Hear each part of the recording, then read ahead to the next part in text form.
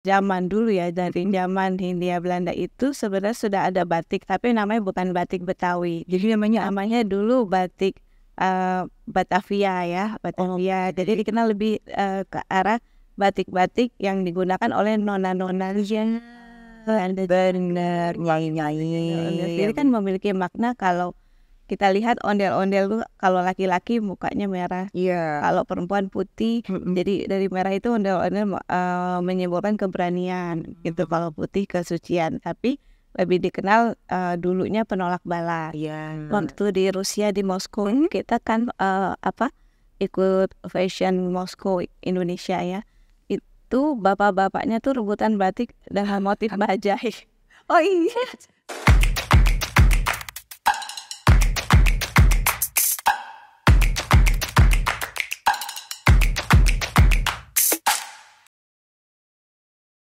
Halo Sobat Budaya, gimana kabarnya? Senang sekali saya Maudy Kusnaidi kembali bertemu dalam podcast budaya oleh Dinas Kebudayaan Provinsi DKI Jakarta. Melalui podcast ini diharapkan dapat menjadi platform untuk mempromosikan serta meningkatkan apresiasi terhadap seni dan budaya khususnya di Provinsi DKI Jakarta. Nah, saya juga mengucapkan terima kasih kepada seluruh rekan-rekan yang mensupport pembuatan podcast ini. Terima kasih untuk batik LMW nih yang saya pakai, ada motifnya, ondel-ondel gemes ya. Dan juga tentu saja Ivan Gunawan Kosmetik yang sudah membuat saya tampak kinclong. Kinclong gak sih? Semoga kinclong ya. Oke.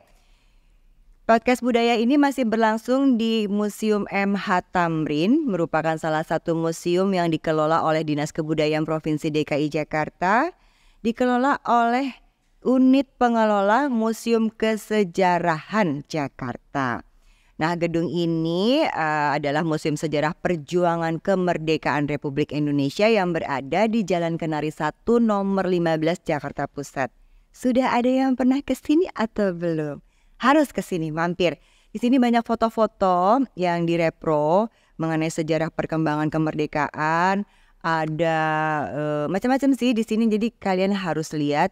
Coba ditulis di kolom komentar ya, yang sudah pernah datang ke sini atau yang belum. Misalnya mau nanya, buka jam berapa sih, bayar tiket nggak sih? Coba dicek di situ ya. Oke. Nah, Sobat Budaya, program podcast budaya ini nantinya akan ditayangkan di YouTube kami. Pantengin terus platform media sosial kami di @disbudDKI. Jangan lupa untuk follow, subscribe, dan share untuk mengetahui episode-episode selanjutnya. Nah, Sobat Budaya, di episode podcast budaya kali ini kita akan membahas mengenai hal yang pasti kita semua suka, soalnya tentang batik Betawi. Dan ini ternyata sudah go internasional loh. Dan saat ini saya bersama seorang narasumber yang cantik jelita, seorang fashion designer, owner dan founder dari batik yang saya pakai ini adalah batik LMW. Halo Bu Lili Maria Sari Wijaya, jadi LMW, Lili Maria Sari Wijaya. Gimana kabarnya Bu Lili? Baik, alhamdulillah. Alhamdulillah. Senang saya juga ketemu, udah bolak-balik pakai bajunya dari batik LMW, akhirnya ketemu sama Bu Lilinya langsung. Kita akan ngobrol-ngobrol ya, bahwa Ibu Lili Maliasari ini adalah desainer sekaligus womanpreneur yang kini menjadi CEO dan founder LMW. Berawal dari kepeduliannya terhadap batik Betawi, perempuan yang diakrab disapa Ibu Lili ini kerap mengangkat batik Betawi sebagai ciri khas butik LMW, brand yang ia dirikan sejak 2015. Betul Bu Lili? Udah cukup lama ya. LMW kini menjadi fashion brand yang berkibar di nasional maupun internasional. Wow, bangga sekali aku pakai baju ini. Dan beberapa fashion show juga pameran yang pernah diikuti, antara ada Indonesia Craft, Indonesia Fashion Week, ada Turki, pameran di Turki. Wow. Dan sampai ke Norwegia loh, pameran dan fashion show-nya luar biasa Bu. Itu pakai batik Betawi di Norwegia nggak kedinginan? Nggak kedinginan ya. Oke, kita akan ngobrol dulu ya, langsung aja Sobat Budaya sama Ibu Lili. Kita pengen tahu, Bu Lili kan kenapa pilih batik Betawi dulu nih? Saya pengen tahu, karena sejak saya berkecimpung di dunia kebetawian ini tahun 94 sebagai Zainab dan sebagai Nona Jakarta, batik Betawi itu kayaknya baru-baru aja gitu, sekitar berapa tuh, 10 tahunan yang lalu, nggak nyampe ya, 2000 ya gitu. Ini Bu Lili, kenapa tuh tiba-tiba milih batik Betawi dulu? Oke, kenapa ya? Karena begini, kita ini kan ada di Jakarta, ya kita Jakarta yang pastinya kita harus mempromosikan seni budaya kota Jakarta. Nah, batik Betawi itu sebagai salah satu seni budaya kota Jakarta yang wajib kita promosikan. Benar. Jadi kenapa kita pilih kami atau saya memilih batik Betawi, yaitu untuk mempromosikan seni budaya kota Jakarta dan membuat batik Betawi itu semakin beragam dan lebih banyak lagi motifnya, lebih berkembang lagi. Iya, bener. Jadi nggak hanya itu aja, ondel-ondel aja gitu ya. Ondel-ondel pun bisa dikreasikan macam-macam gitu kan. Ini kan kepalanya gitu ya, dalam bentuk dan posisi yang berbeda. Nah, sejarah perkembangan batik Betawinya sendiri Bu Lili mungkin bisa ceritain? Oke, kalau sejarahnya itu kan sebenarnya batik Betawi sendiri dari zaman dulu ya, dari zaman Hindia Belanda itu sebenarnya sudah ada batik, tapi namanya bukan batik Betawi. Jadi namanya dulu batik Batavia ya, Batavia. Jadi dikenal lebih ke arah batik-batik yang digunakan oleh nona-nona yang Bener, nyanyi-nyanyi ya, bener. Jadi dan di situ pun motifnya masih bunga-bunga ya, bukit-bukit begitu. Jadi ada sih salah satu pengrajin batik zaman dulu tuh di daerah Jakarta Selatan sudah mulai memperkenalkan ya. Tapi seiring dengan perkembangan zaman, jadi batik itu yang memang awalnya di produksi di Pulau Jawa, jadi batik Betawinya kurang terangkat ya. Terus makin kesini di mana ada peraturan bahwa setiap daerah harus memiliki seni batik masing-masing dengan corak seni budaya masing-masing. Nah, mulai dari saat itu Jakarta atau Betawi Bangkit lagi, memperkenalkan, mempromosikan seni budaya kota Jakarta melalui motif pada kain-kain batik. Dikenalnya batik Betawi. Jadi kan kalau selama ini kita selalu melihatnya batik dari daerah Jawa ya, Jawa Tengah, Yogyakarta. Terus akhirnya mulai berkembang lah, ada batik Palembang, ada batik Kalimantan dan sebagainya, semua punya. Nah, yang menjadi ciri khas terkenalnya kita tuh motifnya apa sih, ondel-ondel ini dari batik Betawi? Salah satunya ondel-ondel, tapi di samping itu masih banyak lagi motif-motif Betawi yang dikenal oleh masyarakat. Untuk sekarang ini lebih orang tuh tahu ada gigi balang. Kalau dari Poloranya ada tapak darah, itu ya, bunga tapak darah. Kemudian ada sampai dengan makanannya tuh bisa dijadikan motif batik seperti kembang goyang. Jadi bagaimana kita menyusun atau membuat motif itu di kain lebih bisa digunakan ke arah fashion ya, gitu. Kalau banyak sekali. Iya Bu Lili, kalau kita bicara soal motif nih ya, kan tadi udah disampaikan ada yang kulineran, ada yang tentang budaya dari rumah lagi gibala, ada musik ya, ada tanjidor gitu kan, yang Atun kelilit tanjidor itu waktu itu di situ. Oh iya.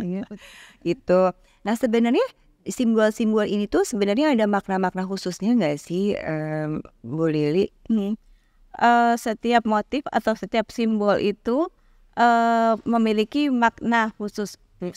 Semua pasti memiliki makna ya. Contohnya kayak ondel-ondel sendiri kan memiliki makna. Kalau kita lihat ondel-ondel tuh, kalau laki-laki mukanya merah, kalau perempuan putih. Jadi dari merah itu ondel-ondel menyimbolkan keberanian gitu. Kalau putih kesucian. Tapi lebih dikenal dulunya penolak bala. Jadi semua itu ada narasi atau ada maknanya masing-masing. Gigi balang sendiri pun juga ada artinya, ada maknanya. Tuh ya, diingatkan kembali nih bahwa ondel-ondel yang sering kita lihat itu sebenarnya dia adalah simbol dari penolak bala gitu ya. Tadi jadi udah dijelaskan latar belakang motif dari ondel-ondel.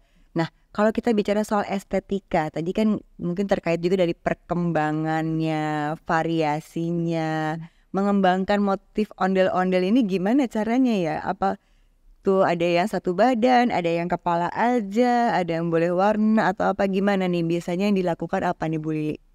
Kalau untuk pengembangannya ya, biasanya kita mengikuti karena kebetulan kami dari fashion ya, jadi kami mengikuti tren fashion yang sedang digandrungi ya, di hits gitu ya. jadi kalau kita tidak berkembang atau berinovasi, makanya batik Betawi dikenal itu saja. Tapi karena kita memiliki inovasi mengikuti tren fashion, walaupun tidak keluar dari garis ya bahwa seni budaya kota Betawi itu seperti itu. Jadi kita mengkondisikan dengan perkembangan tren fashion yang sedang digandrungi dari warna ondel-ondel dulu kan selalu merah putih dan putih. Mungkin kita bisa berinovasi dengan memberikan sentuhan lain. Dan Gigi Balang mungkin dikenalnya berbaris tapi di depan rumah-rumah Betawi Seperti ini nih di pagar yang ini gitu ya ada. Nah kita buat Gigi Balang yang tetap bentuknya seperti Gigi Balang tapi kita modifikasikan dengan kalau penerapannya pada busana itu sesuai gitu, ya, bagus gitu, jadi tidak kaku. Betul. Nah sebenarnya kalau teknik pembuatan motif batik Betawinya ini ada teknik khusus kah atau ada yang biasa kita lakukan seperti ini? Misalnya bikinnya seperti apa nih Bu? Boleh dijelasin aja. Kalau teknik sih batik di mana-mana semua sama ya, sama yaitu cap atau tulis ya. Kalau cap ya kita pakai dulu bikin tembaga untuk kita jadikan cap sesuai dengan motif yang diinginkan. Misalnya kalau ondel-ondel berarti kita membuat cap tembaga ondel-ondel. Kalau mau bikin goyang, jadi kita bikin cap goyang Pak. Tapi kalau mau batik tulis kita lebih ke arah kita bikin motif dulu di kain, baru kita canting sampai menjadi batik. Oh sama sih sebenarnya. Batik. Tapi kalau Betawi nih ya Bu Lili, kan kita selalu identik dengan warna yang gonjreng gitu ya. Kalau saya tuh lagi abang none bajunya bisa merah, hijau gitu kan. Nah kalau untuk batik Betawi sendiri ini, adakah warna-warna yang dikhususkan sebagai cirinya batik Betawi atau sebenarnya boleh warna apa aja mengikuti perkembangan tadi gitu? Jadi begini, kalau kita mengikuti cerita atau kita kembali kepada asal usul dari batik Betawi sendiri, memang batik Betawi itu ciri khasnya warna-warni ya, dan warna-warni itu yang cerah sekali, kuning banget, kalau hijau banget. Dan itu biasanya mewakili dari wilayah kota masing-masing, kayak Jakarta Timur tuh misalnya merah. Oh gitu. Jadi barat kuning gitu. Jadi itu ada ketentuan atau peraturannya seperti itu. Tapi kalau kami kan melihatnya dari sisi perkembangan dunia fashion, di mana kalau kita padukan dengan batik Betawi ya kan. Kalau misalnya contohnya kita ke Eropa kan kurang menerima warna-warni seperti itu, dia lebih kayak monokrom gitu ya. Nah kita mengkondisikan batik Betawi tetap harus dikenal, tapi kita bikin lebih mengikuti perkembangan fashion. Jadi supaya juga banyak peminat nih ya. Kan sayang juga kalau Bu Lili sudah berusaha mengembangkan batik Betawi dengan pakem yang warna gonjreng-gonjreng, namun ternyata tidak sesuai dengan tren atau perlu disesuaikan supaya bisa diterima oleh banyak kalangan gitu. Betul. Ya Bu ya. Iya betul. Oke. Nah sekarang si baju-baju Betawi ini kan dulu biasanya dipakai untuk kemeja aja gitu ya, atau hanya dipakai untuk kainnya aja gitu ya. Sekarang ini udah bisa dibikin seperti ini ya. Ya betul. Yang itu tadi kami katakan bahwa fashion itu kan berkembang ya, di mana bagaimana batik itu bisa kita gunakan di berbagai macam suasana atau acara. Jadi tidak selalu pakai batik harus resmi-resmi ya kan. Orang ke kantor bisa pakai, bahkan anak-anak muda sekarang sudah mulai kan bagaimana kita memodifikasi si batik itu menjadi look yang lebih trendy misalnya begitu. Tidak hanya dipakai untuk jarit atau kain atau jadi kemeja saja. Jadi sudah banyak motif yang dikembangkan. Kalau sekarang berarti kan sudah hampir berapa tahun nih Bu? Dari 2015 kan ya? 6 mau masuk di sini 7 tahun ini ke 7 tahun. Selama perkembangan 7 tahun ini dilihat dari peminatnya, anak-anak muda juga suka atau gimana? Ada respon-respon gimana? Itu melihat perkembangannya karena kami juga sering bekerja sama dengan Abang None. Jadi peran Abang None itu juga bagus dan penting sekali dengan perkembangan batik untuk anak-anak muda. Kan Abang None mewakili kaum muda untuk bagaimana dia bisa menggunakan batik tapi tidak harus kaku Pak ya, tidak harus acara resmi. Dan alhamdulillah sekarang semakin banyak teman-teman khususnya di kaula muda itu mau menggunakan batik. Senangnya dengar ini. Tapi sebenarnya ada kesulitan lain nggak sih Bu? Dalam mengembangkan batik Betawi ini, misalnya dalam produksinya kah, mengenalkan produknya kah, gitu? Ada kesulitan lain tidak? Sebenarnya gini, kalau kami kan mengembangkan batik Betawi berikut pengrajinnya. Jadi kalau orang mungkin lebih kenal pengrajin dari pulau di luar Jakarta. Nah, kalau kami ini mengembangkan pengrajin di Jakarta yang kita bina untuk menghasilkan batik Betawi. Nah, kesulitannya itu adalah mungkin dari ketelitian ya, dimana kalau di Jakarta mungkin baru atau bagaimana, jadi ketelitiannya masih lebih teliti dari daerah lain gitu. Nah, dalam hal ini Jawa yang Ini harus didampingi dulu. Jadi mereka tuh perlu pendampingan sampai benar-benar total bagaimana bisa membuat batik sesuai dengan permintaan. Berapa lama tuh Bu Lili pendampingan untuk para ibu-ibu di rusun ini bisa sampai membuat batik, dan batik apa yang dibawa jalan-jalan ke luar negeri gitu? Tergantung. Kalau batik cap itu mereka cepat ya. Tapi kalau batik tulis itu saya melakukan pendampingan seperti di rusun itu sampai sekarang aja masih melakukan pendampingan, sudah masuk tahun ketiga itu kan masih melakukan pendampingan. Nah, di situ mungkin tingkat kesulitan yang kami selaku pembina pembatik itu ada tingkat kesulitan di situ. Tapi ya alhamdulillah karena kemauan para ibu-ibu ini juga sangat semangat dan tinggi gitu. Jadi mereka mengalahkan hal-hal yang sulit itu menjadi bisa akhirnya ketekunan, keteladanan itu bisa. Jadi akhirnya bisa membuat batik-batik. Iya. Memang membatik itu katanya menjadi suatu proses kesabaran itu ya. Dibilangnya malah suka dibilang sebagai meditate gitu, buat meditasi supaya sabar. Latih kesabaran. Bener. Janting itu kan harus hati-hati, apalagi masuk mulai mewarna itu, mengolah warna menjadi yang diinginkan pun perlu dengan perasaan gitu ya. Nggak bisa asal-asalnya campur ini karena kalau nggak hati-hati itu hasilnya nggak sesuai dengan harapan. Benar. Ini ibu-ibu yang bikin batik yang didampingi oleh Bu Lili, tahu nggak sih bahan hasil karya mereka dibawa jalan-jalan ke luar negeri itu, mereka tahu gimana tuh perasaannya mereka tuh?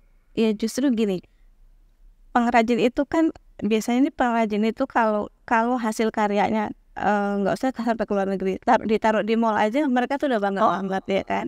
Apalagi dipakai sama kayak artis ini kan. Jadi aku harus memberikan hasil dari acara ini ke mereka buat mereka bersemangat gitu. Apalagi sampai ke luar negeri itu harus dikasih tahu ke mereka, itu merupakan motivasi dan semangat bagi mereka untuk lebih berkarya, karyanya itu lebih bagus lagi gitu. Jadi dari situ sih memberikan semangat buat mereka tuh dari situ. Terus waktu ke internasional, pameran di Turki, ke Norway, ada cerita-cerita nggak sih bagaimana para pengunjung itu di booth kah atau fashion show atau bagaimana tuh yang mereka menonton atau melihat batik Betawi? Ada apa sih responnya? Jadi penasaran deh Bu Lili. Jadi responsnya begini, oh Jakarta ada batik, jadi Jakarta punya batik gitu, karena kami kan membawa benar-benar ikon dari kota Jakarta. Terus sampai dengan mereka ikut membuat batik di nggak hanya di booth kayak di stage begitu. Terus waktu kita fashion show juga mereka juga karena kan di sana masyarakat Indonesia pun ada ya, jadi masyarakat Jakarta ada batik, jadi terus rata-rata begitu. Jadi kita pun jadi senang gitu. Secara tidak langsung kita ikut juga memperkenalkan bahwa memang Jakarta tuh punya batik loh gitu. Dan waktu dipakai ya seperti ini, looknya juga keren gitu ya, bisa dipakai. Berarti waktu Bu Lili bawa batik Betawi ke internasional itu juga harus bisa menjelaskan dong ya bahwa motif ini ondel-ondel, dia adalah penolak bala gitu-gitu ya. Mesti diceritain ya. Narasi dari motif yang kita tuangkan ke dalam atau kita lukis ke dalam kain. Jadi bisa dijelaskan juga. Ini kan artinya juga membawa misi kebudayaan ya begitu ya ke sana. Seru banget. Tapi ceritanya bisa nyampe ke internasional tuh gimana sih Bu Lili? Penasaran deh. Jadi begini.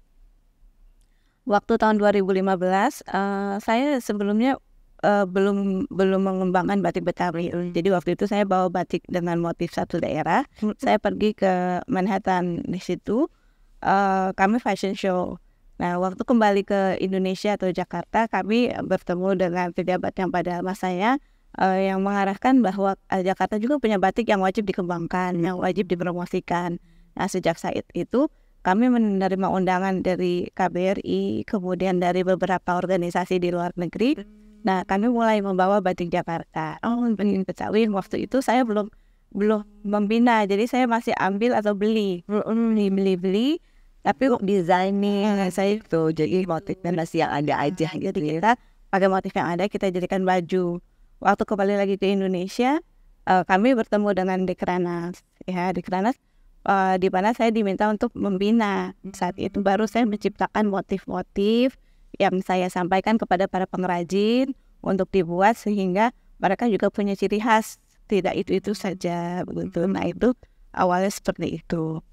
Wah, termasuk dimudahkan ya, maksudnya cepat gitu bisa dibawa sampai jalan-jalan ke internasional. Dan tentu aja orang juga ini ya surprise karena ibu kota negara Republik Indonesia ternyata punya gitu ya seperti ini.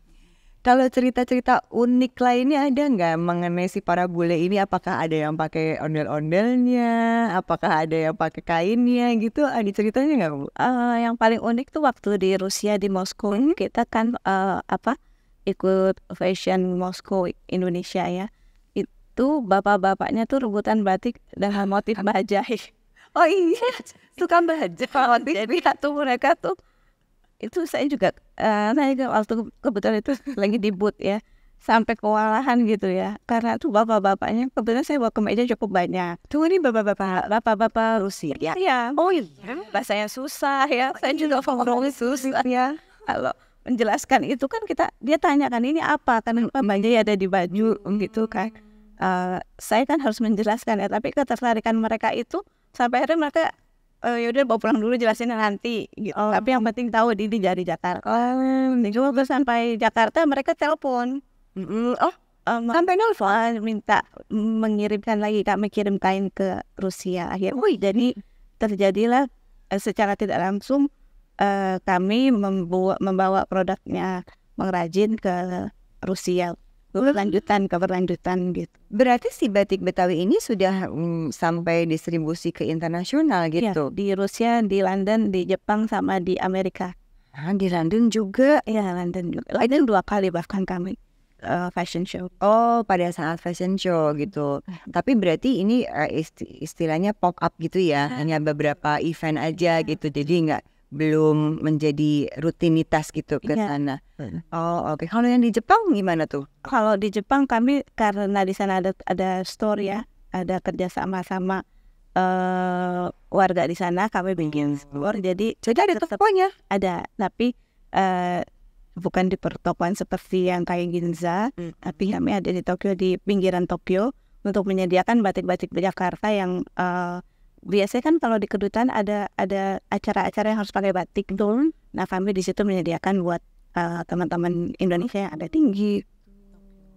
Jadi tapi targetnya tidak hanya orang Indonesia yang ada di luar negeri, tapi juga orang-orang lokal, mungkin mereka juga melihat sesuatu yang unik ya. Ya, bahkan orang Jepangnya sendiri sampai datang ke Indonesia untuk belajar di galeri, belajar membatik. Oh iya, batik Betawi ini. Oh gitu. Sampai datang sebelum Motif apa yang mereka suka yang dari Tanjidor. Oh Tanjidor. Jadi alat-alat batik kan gitu.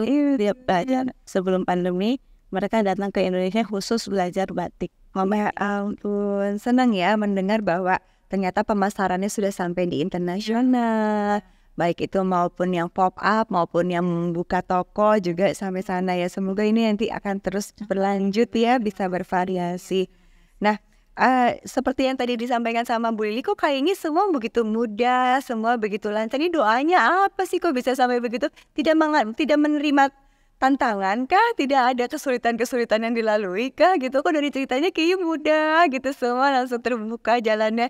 Gimana tuh Bu Lili? Sebenarnya sih ada ya, pasti dalam berusaha itu ada ya, ada kendala. Tapi kami menyiasatinya begini. Jadi kami itu lebih suka berkolaborasi daripada bermusuhan. Misalnya kita sesama pelaku usaha batik ya, misalnya kami tuh tidak suka bersaing. Jadi lebih baik kita bekerja sama. Jadi dari situ timbullah kemudahan-kemudahan kayak contohnya seperti ini kan, sama juga kami mempromosikan batik Betawi yang kami miliki. Jadi kesulitan itu memang ada, pasti ada, tapi kalau kita sikapi dengan positif dan kita harusnya bukannya bermusuhan tapi bergandengan, saling tolong menolong, itu pasti pintu jalan keluar pasti kita dapat. Saya melihat dari wajah-wajah Bu Lili kayaknya salah satu kuncinya adalah kolaboratif ya. Tadi punya jaringan-jaringan sampai di internasional, organisasi internasional, dari yang di internasional sampai ke ibu-ibu rusun semua diajak kolaborasi ya Bu ya. Luar biasa, saya pengen diajak kolaborasi juga sama Bu Lili. Oke Bu Lili, terakhir sebelum kita menutup perbincangan kita yang seru ini, harapan dari Bu Lili ini apa? Apakah ada pesan, kesan, harapan mengenai si batik Betawi ini tidak hanya dari brand Bu Lili aja ya, tidak hanya dari LMW saja, tapi juga secara keseluruhan gitu. Apa harapannya? Harapannya ya bagi dari saya dan mewakili teman-teman yang memiliki usaha pengembangan batik Jakarta atau batik Betawi, kita itu bersemangat apabila dari pemerintah sering mengadakan acara-acara di mana kami dilibatkan untuk sama-sama mengembangkan dan mempromosikan karya kami gitu ya. Karya kami dalam hal ini batik Betawi atau batik Jakarta. Ya kami diberikan kadang-kadang kan kalau peraturan itu kadang-kadang banyak ya ganti-ganti. Jadi kita udah ikut peraturan ini, ganti lagi pemerintahannya jadi ini gitu. Nah itu kadang-kadang kami sebagai pelaku usaha itu suka agak sulit mengikutinya. Jadi mungkin ke depannya ya, tapi sih sekarang sih alhamdulillah Jakarta sudah semakin baik, semakin bagus sekali, semakin banyak kemudahan yang didapatkan oleh kami pelaku usaha. Antara lain acara-acara seperti ini kami juga dilibatkan.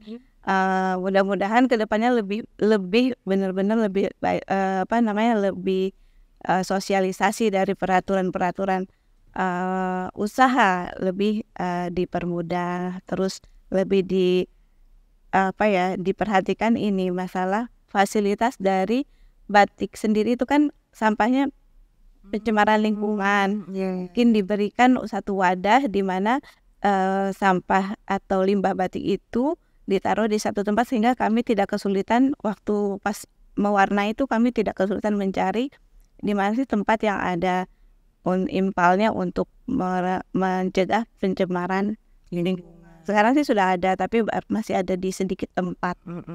Baik, jadi memang untuk bisa mengembangkan dan melestarikan batik Betawi, kita memang perlu bekerja sama, berkolaborasi dengan berbagai pihak. Tapi harapan dari Bu Lili juga adanya dukungan dari pemerintah ataupun badan instansi yang berkaitan dengan lingkungan, supaya sebagai pengusaha ini ya batik tidak melakukan polusi atau pencemaran lingkungan. Dan kemudian perlu didukung oleh peraturan-peraturan yang memudahkan untuk kita bisa berkarya untuk melestarikan budaya melalui, kalau Bu Lili melalui kain batik dengan fashion dan desainernya gitu ya Bu Lili ya. Terima kasih banget ngobrol-ngobrolnya Bu Lili. Baik Sobat Budaya, jadi batik Betawi ini memang kita akui menjadi bagian penting dari warisan budaya Jakarta dan merupakan wujud seni tradisional yang indah, yang cantik seperti baju ini. Dan ini juga menjadi simbol identitas budaya masyarakat Betawi. Agar batik Betawi go internasional, maka diperlukan strategi yang matang dan upaya kolaboratif untuk memastikan kesuksesan dan keberlanjutan promosi batik Betawi ini di panggung internasional, tapi juga menjadi tuan rumah di nasionalnya, gitu kan? Saya mengucapkan terima kasih kepada semua rekan-rekan yang sudah terlibat dalam pembuatan podcast budaya ini. Tentu saja sekali lagi terima kasih Bu Lili, terima kasih hasil karyanya. Jangan bosan-bosan mensupport saya ya pakai baju ini. Terus juga tentu saja kepada Ivan Gunawan Kosmetik, terima kasih untuk tata riasnya, senang sekali. Dan semua Sobat Budaya jangan lupa ya untuk like, subscribe podcast budaya ini. Karena tentu saja akan ada informasi-informasi menarik lainnya yang akan kami sampaikan kepada Sobat Budaya. Jangan lupa juga di follow media sosialnya Disbud DKI Jakarta di @disbuddki. Oke? Saya Maudy Kusnaidi pamit dulu, sampai ketemu lagi dalam podcast budaya berikutnya. Makasih Bu Lili, terima kasih.